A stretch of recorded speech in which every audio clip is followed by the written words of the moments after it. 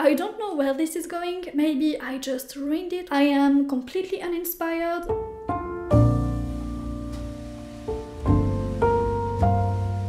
I just finished this big thing and it's been a very interesting process. In case you want to make one gingerbread house yourself, I will leave all of the info about the materials I'm using in the description, so you can check it out if you want. And yeah, just make yourself cozy if you want. I'm going to have a green tea from my advent calendar and I'm going to tell you everything about this project. It hasn't been a smooth process from the start. I am studying art online with New Masters Academy, and the initial intention for this project came from a challenge that we had during the month of December. It was a gingerbread house challenge. So my first idea was that I wanted to make a gingerbread sketchbook. So you know these sketchbooks like the accordion ones? I think these are the easiest to make yourself because there isn't any binding and all you need is a very large sheet of watercolor paper or whatever paper you want to use for this and something hard to make the cover. So my idea was that the sketchbook would be the project and the cover would be the gingerbread house, and then when you open it up, all of the pages of the accordion could be a different room of the house. That is what I made my shopping list for when I went to the art store, and in the framing section I found the perfect material for this. This is what I ended up buying and using for my other project.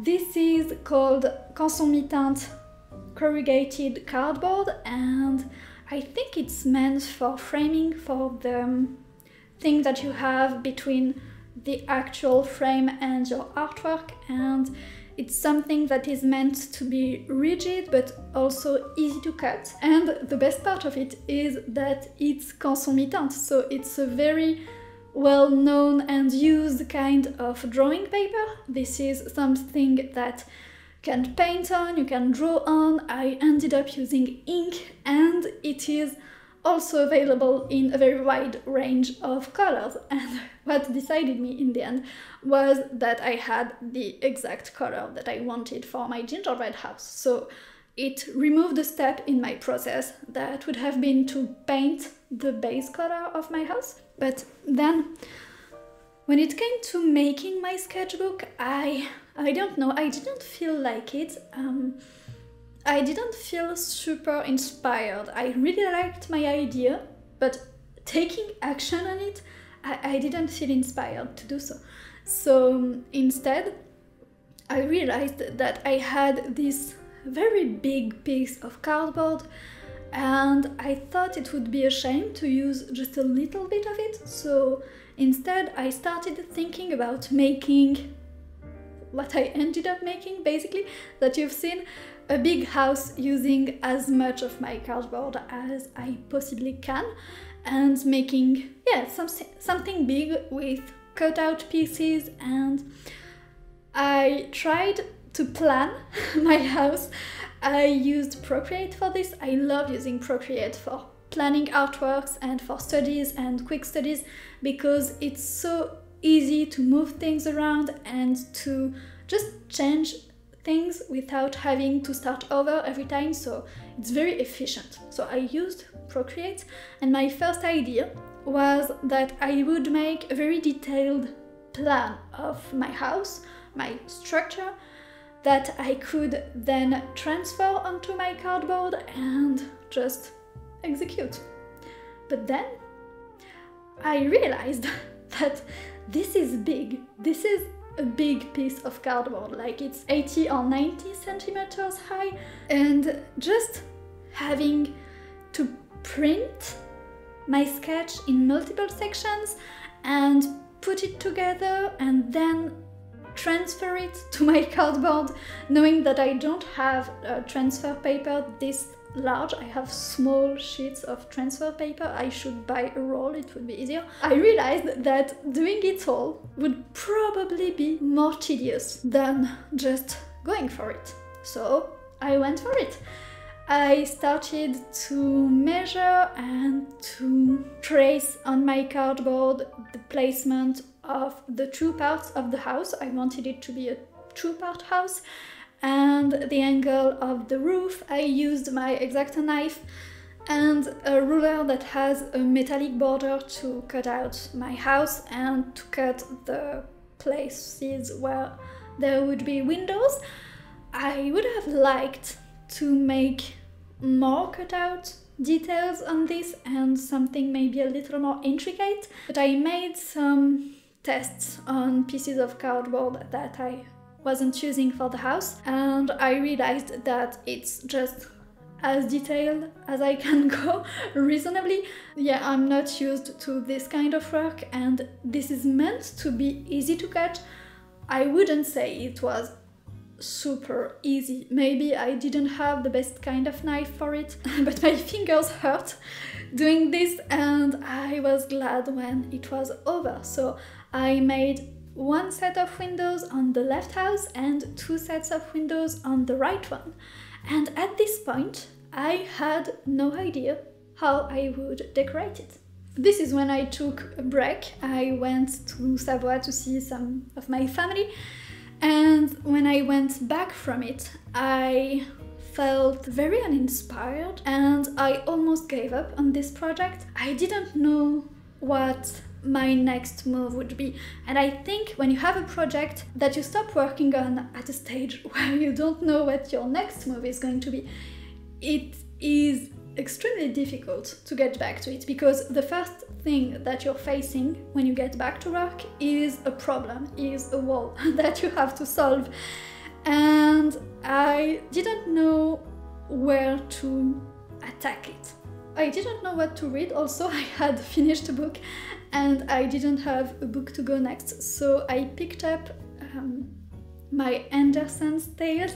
This is my favorite children's tales book, not so childish actually. I think Andersen's Tales are very interesting even for adults. And I read The Snow Queen, the original tale.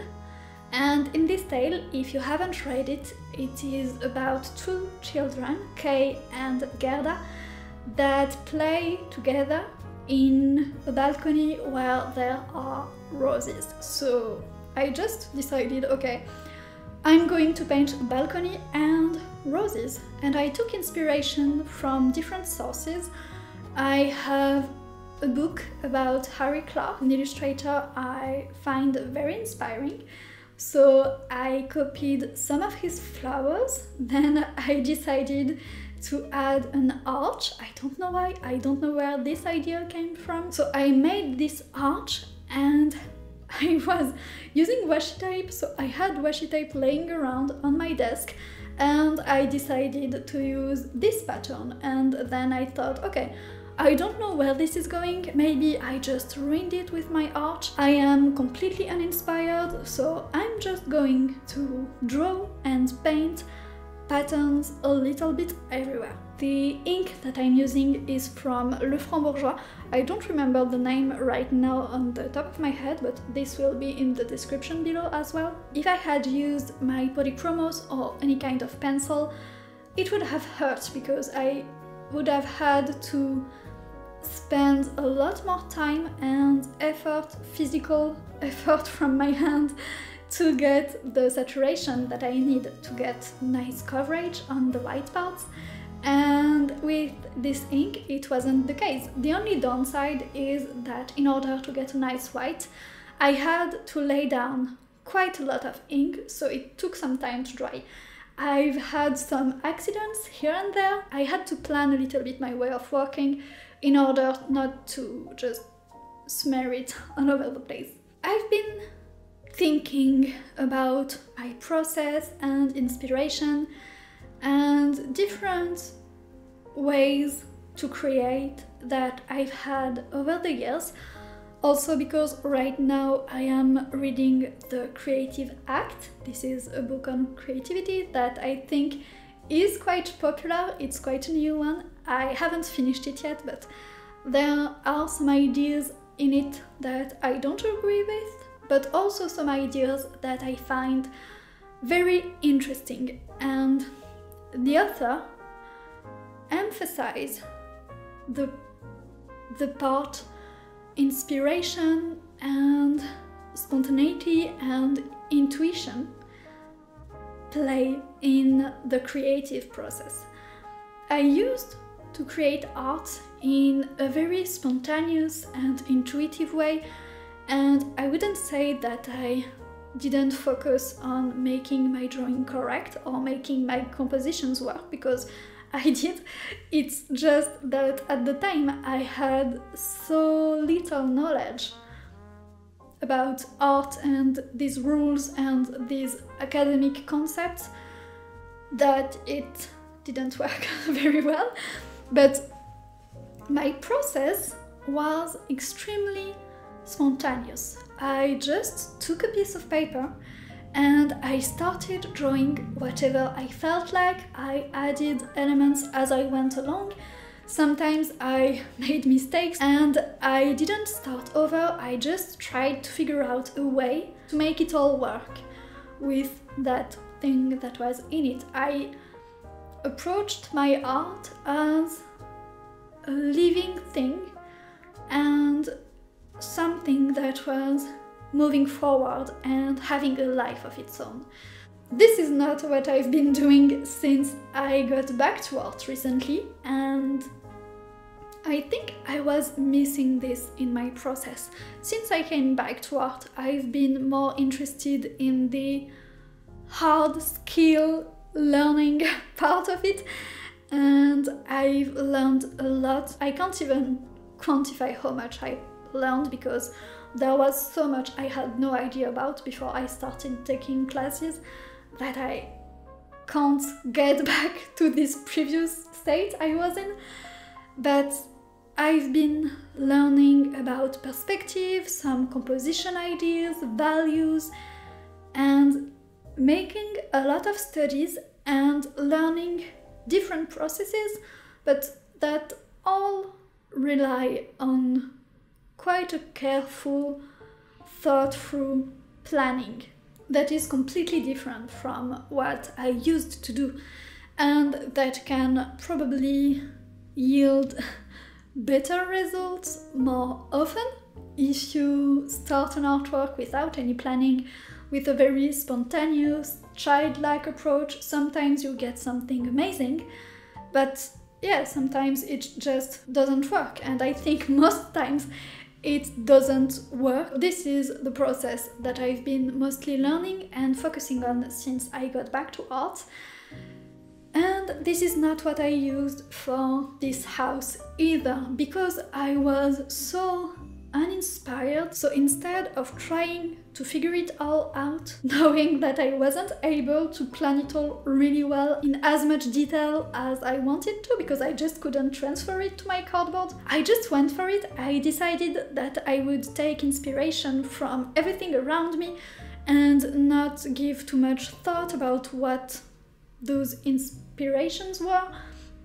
So yeah, I have the roses here because of the Andersen's Tale. I have patterns from my washi tape collection, from art books that I have around. I've been adding the bricks on the bottom of the right house because I was watching the Great Baker, the French version of the Great Baker, Le Meilleur Pâtissier, and they just happened to have part of one show in Disneyland Paris, and there was a building there with these kind of bricks only on the borders of the building, and I didn't know what to put in there at the moment I was watching, so I just borrowed this, and yeah, I just added things. This isn't as random as it looks.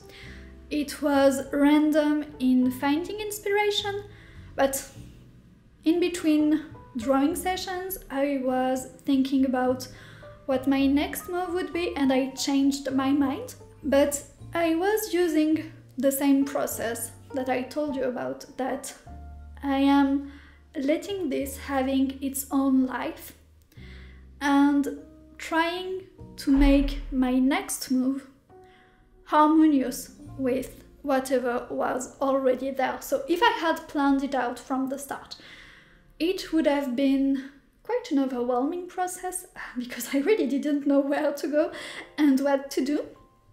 But just starting from a random place and thinking, okay, so I just added bricks there, so I want it to be somewhat harmonious. I'm just going to add bricks here as well, and I can repeat this pattern here, and oh, I have this pattern, this one can be a variation of this. Trying to make it all work from any starting point ended up being quite an enjoyable process, and I also enjoyed the kind of magical part of seeing this being created in front of my eyes without knowing where it was going. There is something magical about this.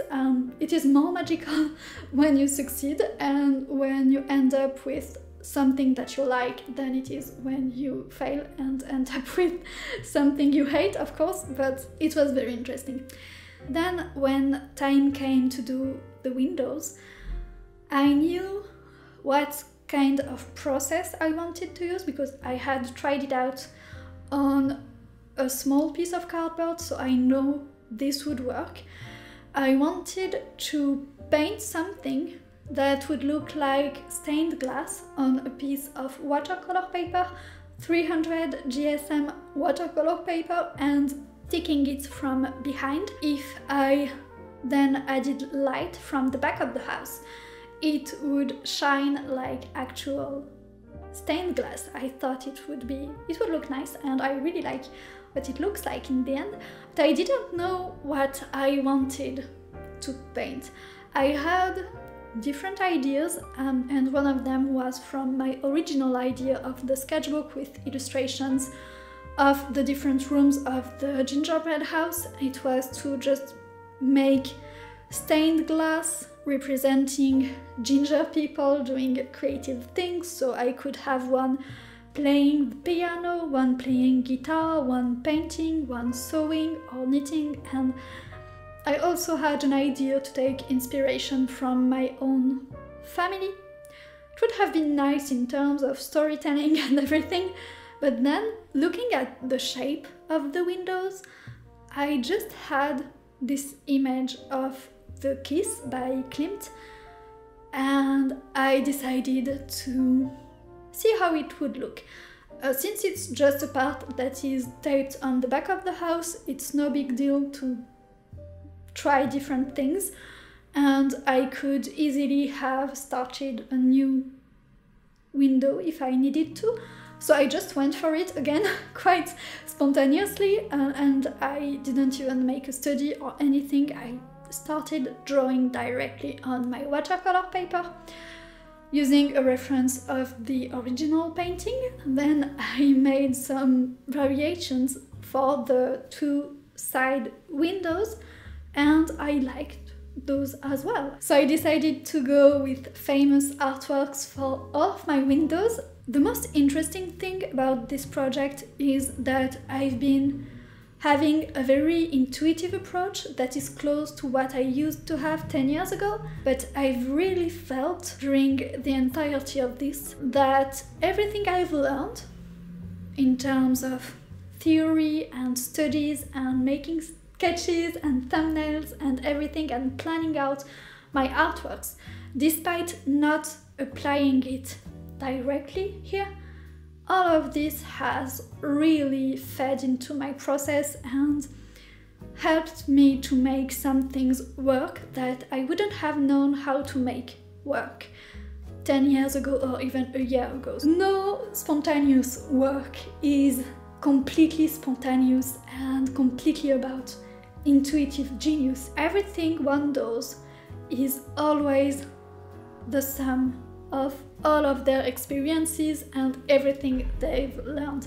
Even if you don't apply it exactly the way you learned it, it is part of you, it is internalized, and I find this very reassuring and very encouraging for my studies. But anyway, I don't want this video to be too long. I'm almost done with my tea. I hope you had a nice time with me. Thank you very much for watching, stay creative, and I will see you in the next one.